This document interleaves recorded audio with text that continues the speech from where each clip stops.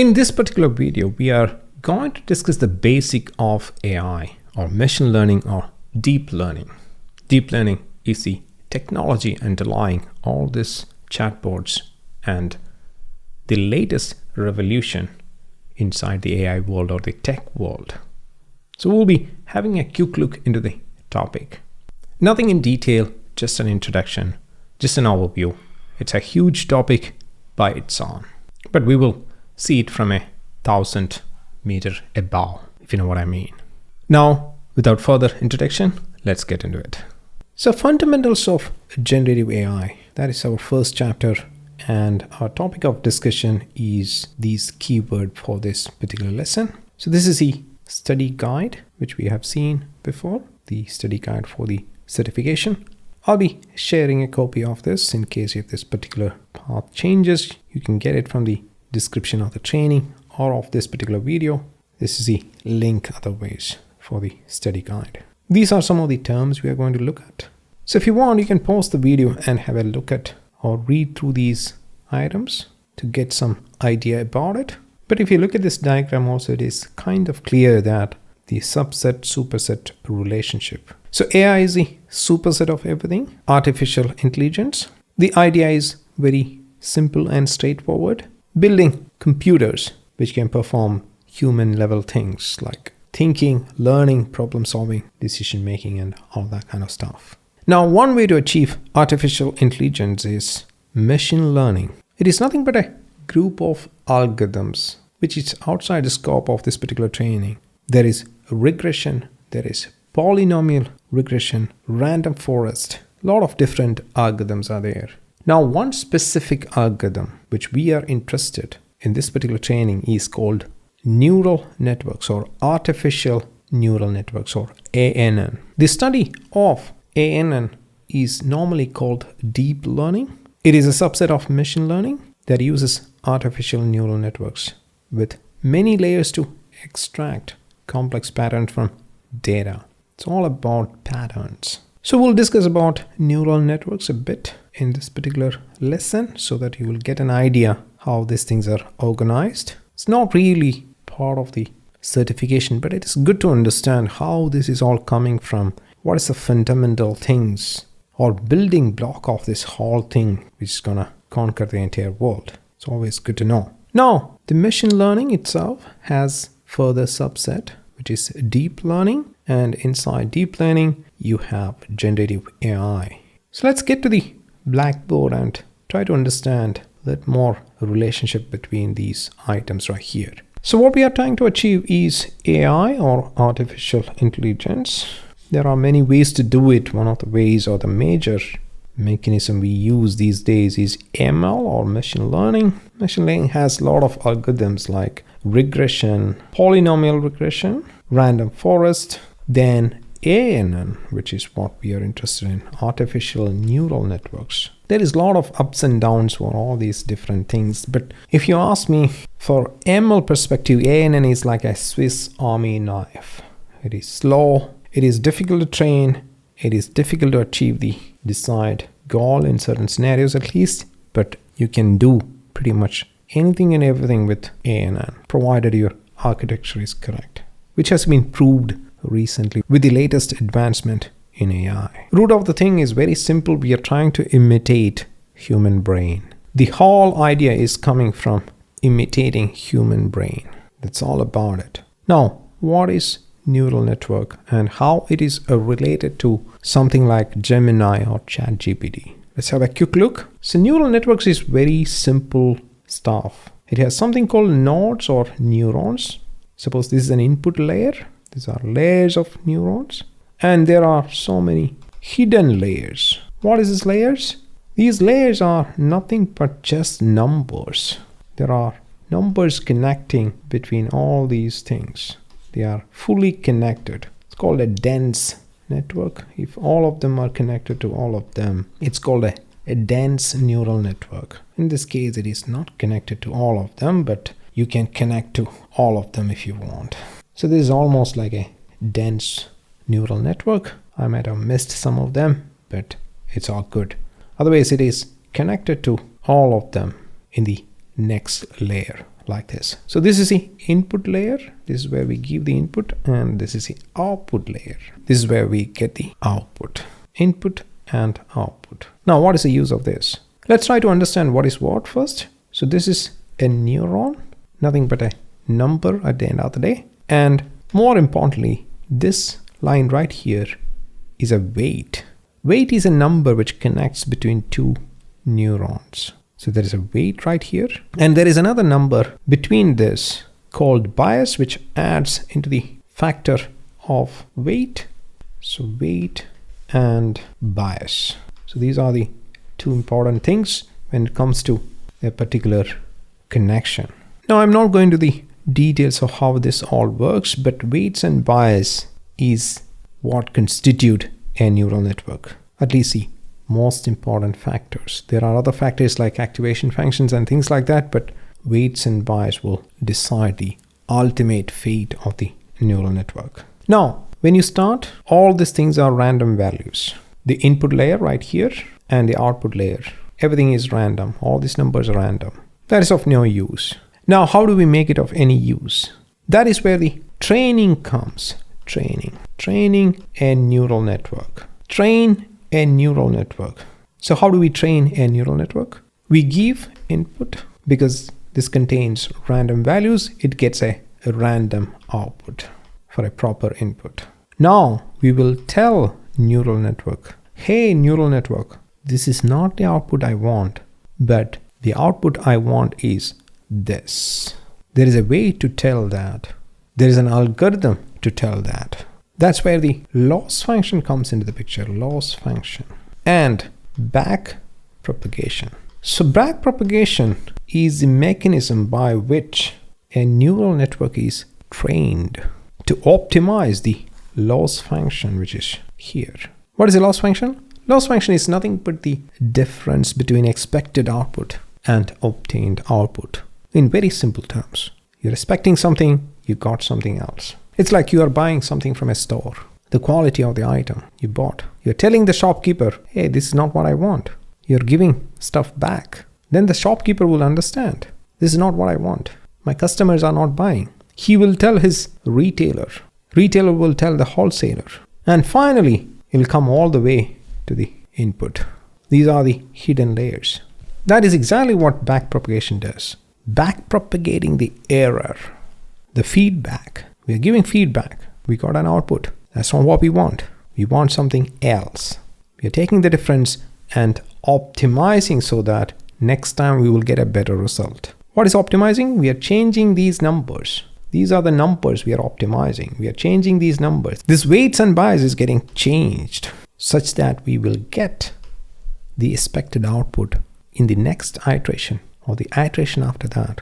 Hundreds and thousands, millions and billions of times. That's how we train a neural network. So backpropagation is used to achieve something called gradient descent or GD or stochastic gradient descent, SGD. Nothing but fancy way of saying optimizing the loss function. Don't worry about it. If you want to search, I'm putting all these words right here in case if you want to search and study further, because this is not part of the certification or this training for that matter. But in case if you want to learn more, these are the keywords you can search. Backpropagation is an algorithm which is at least 400 years old. It is invented by the co-inventor of calculus. It's a branch of mathematics. Leibniz. Sir Isaac Newton and Leibniz were the co-inventors of calculus.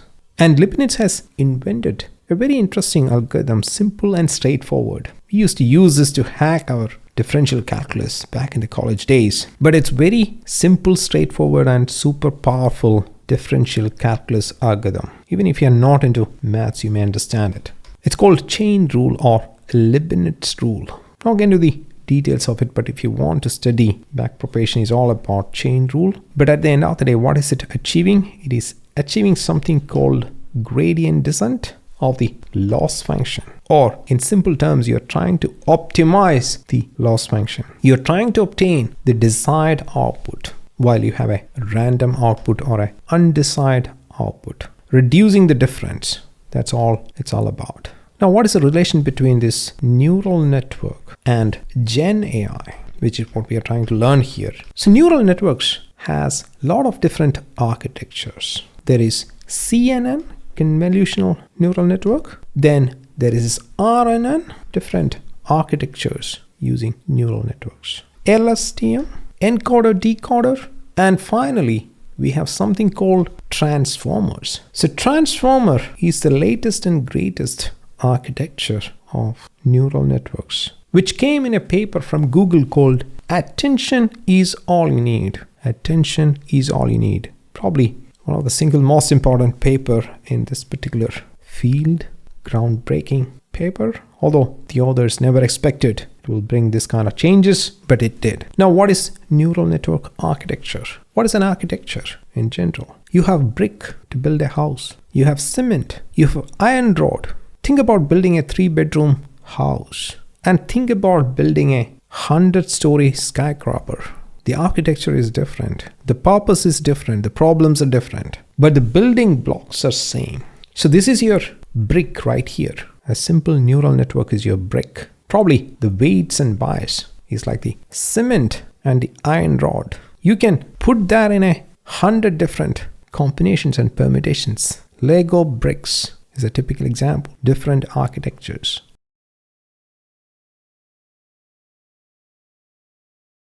So this is the Lego here, ladies and gentlemen, which brings different architectures right here for different purposes. And transformers is a highly scalable architecture which can ingest GBs and TBs and petabytes of data and learn from it and absorb and compress that data. If you ask me what is a major advantage of using transformer is, one is scale. Another is parallelizable. You can use huge amount of data to train a single model.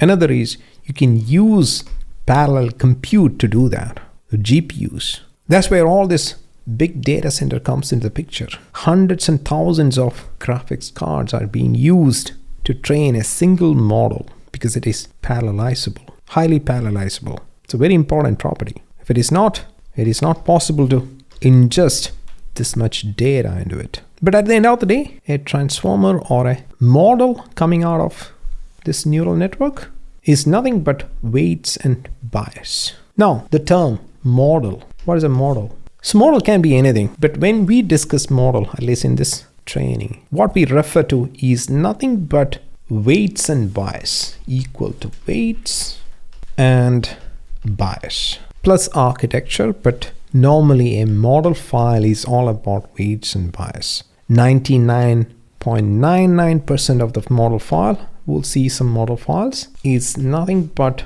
weights and bias. At the end of the day, this is a file. For example, you can download a model file from Hugging Face. What it contains is weights and bias.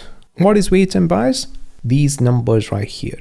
They are trained, adjusted such that they produce desired output. That's what it's all about. Now let's try to recap what we have discussed. A lot of information. If you're new to all these things, we have AI right here. Let me take a different color. I'll take blue. So we have AI right here. One way to do AI is machine learning, ML, and ML has different algorithms we have seen. One of them is ANN or artificial neural network, and artificial neural network has neurons, weights and bias, along with other things like activation function, loss function, etc. And we train the artificial neural network or the neural network using certain algorithms and achieve a loss function which is optimized so that we will get the desired output for a particular input. So the training is part of it. And after the training, what we get some numbers. We call it weights and bias. And we combine these weights and bias and put it into a file called the model file, which we can later load into a compute and use it for inference. We didn't discuss that particular word, inference. Inference is nothing but using a model, loading this file. So this is a file with these numbers, loading this file into a computer or a graphics card, generally for generative AI, and using it for inference. Inference is nothing but we are giving an input. not for training purpose, but we are giving an input and we are getting an output. That is what is inference is all about. So there is a lot of common things between inference and training. So inference is just like training, just that we are not training or back propagating the error. We are using whatever comes in the output, that is inference. Now, there is one more term we would like to mention here is the parameters or the model parameters. You might have heard 1 billion model, 2 billion model, or 100 billion model. So that is nothing but weights plus bias. That's what we call parameters. These numbers which decide the intellectual ability or the size of the model. So one thing I would like to mention here is the fact that when you train the neural network, this thing right here, when you train, it is very difficult, if not impossible, to predict how it will behave for a certain input. Very, very important factor when it comes to AI safety. This one particular thing right here. Even for a simple neural network, it's very, very difficult to predict what is the output. Post-training or pre-training, doesn't matter. Why it is so difficult? Because of the nature of these permutations and combination. So the complexity is almost exponential to predict something, what it is going to give. Because of that reason, we really don't know, especially when it comes to complicated architecture like transformers, which has billions of neurons, billions of parameters, how it really works deep down, how it really thinks, what is the expected output.